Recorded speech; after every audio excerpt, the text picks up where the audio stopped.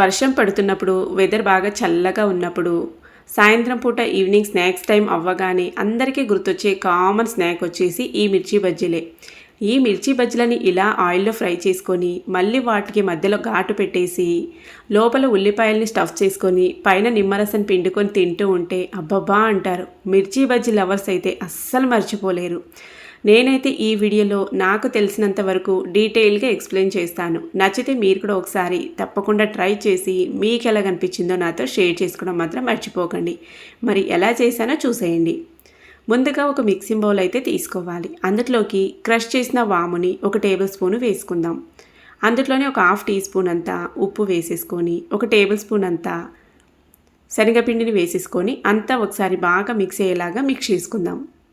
ఈ పౌడర్ వచ్చేసి మిర్చిలోకి ఫిల్ చేయడానికి. ఇప్పుడు ఒక బౌల్ తీసేసుకొని అందులోకి కావలసినంత శనగపిండి అయితే వేసేసుకుందాం. ఇది జల్లించిన శనగపిండి అండి, జల్లించుకొని తీసుకోండి.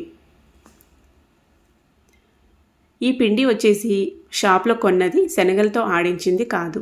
ఇందులోకి కాస్త 1 కప్పు, పావు కప్పు అంతా మనకి 1 కప్పు తీసుకుంటే లేదంటే 1½ కప్పు శనగపిండి తీసుకుంటే పావు కప్పు అంతా బియ్యపిండి అన్నట్టు. 1 కప్పుకి 2 టీ స్పూన్లంతా శనగపిండి వేసుకుంటే సరిపోతుంది. ఇందులోకే క్రష్ చేసిన వాము పౌడరు, అలాగే రుచికి సరిపడా ఉప్పు, పించ్ ఆఫ్ అన్నట్టు పసుపు, అలాగే కొద్దిగా ఒక 1/2 టీ స్పూన్ దాకా రెడ్ చిల్లీ పౌడరు మొత్తం వేసేసుకొని అంతా మిక్స్ అయ్యేలాగా ఒకసారి బాగా మిక్స్ చేసుకోవాలి. మేము నార్మల్గా ఎలా చేసుకుంటామో ఆ విధంగా అయితే మీతో షేర్ చేసుకుంటున్నా. ఇందులో ఏమైనా డిఫరెన్స్ ఉంటే కూడా మీకు తెలిసినంత వరకు ఉంటే కనుక నాతో అయితే షేర్ చేసుకోండి. నేను నెక్స్ట్ టైం అలా చేయడానికి ట్రై చేస్తాను. ఇప్పుడు ఇందులోకి కొన్ని నీళ్లు వేసేసుకుంటూ కన్సిస్టెన్సీ నేను ఇక్కడ చూపించే విధంగా కలుపుకోవాల్సి ఉంటుంది. నీళ్ళని ఒకేసారి వేసుకొని కలుపుకోకండి. మనకి కొన్ని వేసుకొని కలుపుకుంటే కన్సిస్టెన్సీ అనేది కరెక్ట్గా కుదురుతుంది అన్నట్టు. చూడండి, ఈ విధంగా రావాలి కన్సిస్టెంటీ. అలాగే మనకి ఉండలనేవి లేకుండా బాగా మిక్స్ చేసుకోవాలి. స్మూత్గా దోశ బ్యాటర్ లాగా రావాలన్నట్టు బ్యాటర్ అనేది. చూసారు కదా, ఈ విధంగా రావాలి. మరీ లూజ్గా అవుతే కూడా మనకి బజ్జీ లావుగా రాదన్నట్టు పల్చగా వస్తుంది. పిండి కలిపేసాం కదా, దాన్ని పక్కన పెట్టేసి ఇప్పుడు పచ్చిమిర్చి అయితే తీసుకున్నాను నేను ఇక్కడ. ఇవి బజ్జీ మిర్చి కాదండి, ఇవి నార్మల్గా పచ్చిమిర్చి. ఇక్కడ బెంగళూరులో బజ్జీ మిర్చి దొరకాలంటే మరీ లావుగా ఉంటాయి. ఆ మిర్చిలతో అయితే అసలు వేసుకోలేమన్నట్టు నేను అందుకే ఈ మిర్చిలతో వేస్తున్నాను. అవి మరీ పెద్దగా ఇంతింత లావుగా ఉంటాయి. మనకి పొడు వంకాయలు ఎలా ఉంటాయో ఆ విధంగా ఉంటాయి అన్నట్టు, ఎక్కువ దొరకవు. ఇంకా వాటితోనే కట్ చేసి వేస్తారు ఇక్కడ బెంగళూరులో అయితే. నేనైతే నా దగ్గర ఉన్న ఈ పచ్చిమిర్చితో వేస్తున్నాను. ఈ విధంగా బాగా కడిగేసుకొని మధ్యలో ఘాట్లు పెట్టేసుకొని ముందుగా ప్రిపేర్ చేసి పెట్టిన ఈ పౌడర్ని అయితే ఫిల్ చేసుకోవాలి.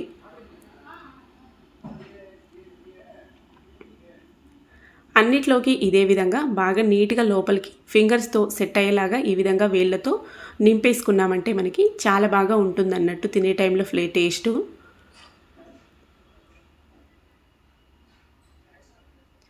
వర్షం పడగానే మనకు అందరికీ నార్మల్గా గుర్తొచ్చే స్నాక్ వచ్చేసి ఇదేనండి.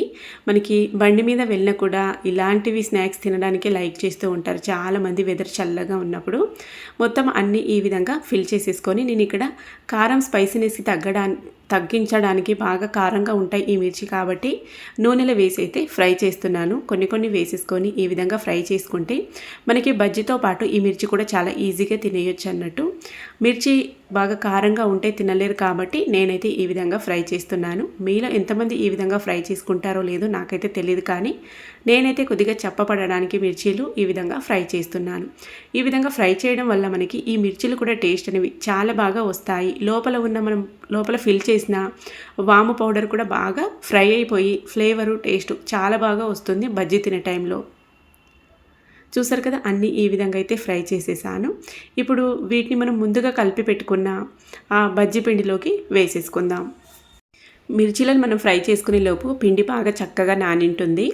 ఇప్పుడు అన్నీ ఈ విధంగా రౌండ్గా సెట్ చేసేసుకుంటున్నా నేనైతే. పిండి కన్సిస్టెన్సీ కలుపుకునేతోనే ఉంటుందండి బజ్జీలకి. కరెక్ట్గా అన్ని స్పైసెస్ కరెక్ట్గా పడాలి, అలాగే కన్సిస్టెన్సీ కూడా కరెక్ట్గా ఉండాలన్నట్టు. కొద్దిగా లూజ్గా అనిపిస్తే కూడా మీరు ఇంకొంచెం పొడిపిండి వేసేసుకొని కలుపుకొని వేసుకోండి. లేదంటే బజ్జీ బాగా సన్నగా వస్తుంది, మనకి అంత బాగోదు అన్నట్టు చూడడానికి కానీ తినడానికి కానీ. ఓన్లీ మిర్చి ఉంటుంది, పైన పిండి అనేది లేకపోతే మనకి అంత బాగోదు. ఈ విధంగా మిర్చిలని పిండిలో ఇలా డిప్ చేసేసుకొని ఈ విధంగా వేసేసుకోవాలి. బాగా వేడివేడిగా ఉండాలి నూనె. ఫ్లేమ్ అనేది మీడియం ఫ్లేమ్లో ఉండాలన్నట్టు, హై ఫ్లేమ్లో అస్సలు పెట్టుకోకండి. ఆయిల్ బాగా హీట్ అయిన తర్వాత మీడియం ఫ్లేమ్కి అడ్జస్ట్ చేసేసుకుంటే సరిపోతుంది.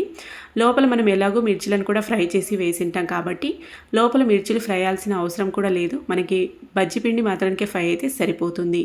చూడండి, ఈ విధంగా అన్ని వైపులా బాగా ఎర్రగా కాలినాయంటే ఇంకా తీసేసుకోవడమే అన్నట్టు. మరి నల్లగా వచ్చేలాగా ఎక్కువ కలర్ వచ్చేలాగా కాల్చారంటే టేస్ట్ అనేవి చేంజ్ అయిపోతాయి, అంత బాగోవు అన్నట్టు.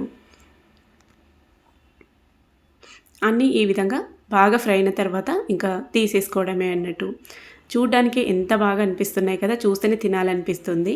నాకైతే చాలా ఇష్టం ఈ బజ్జీలు, కానీ ఎక్కువ చేయమన్నట్టు ఎప్పుడో ఒకసారి రేర్గా చేస్తూ ఉంటాము. అన్నీ ఈ విధంగా ఫ్రై చేసుకున్న తర్వాత ఇప్పుడు బజ్జీలకి ఈ విధంగా ఘాట్లు అయితే పెట్టేసుకుందాం. మధ్యలో కట్ చేసి ఈ విధంగా మనం మిర్చికి ఎలా ఘాట్లు పెట్టింటామో ఆ విధంగా.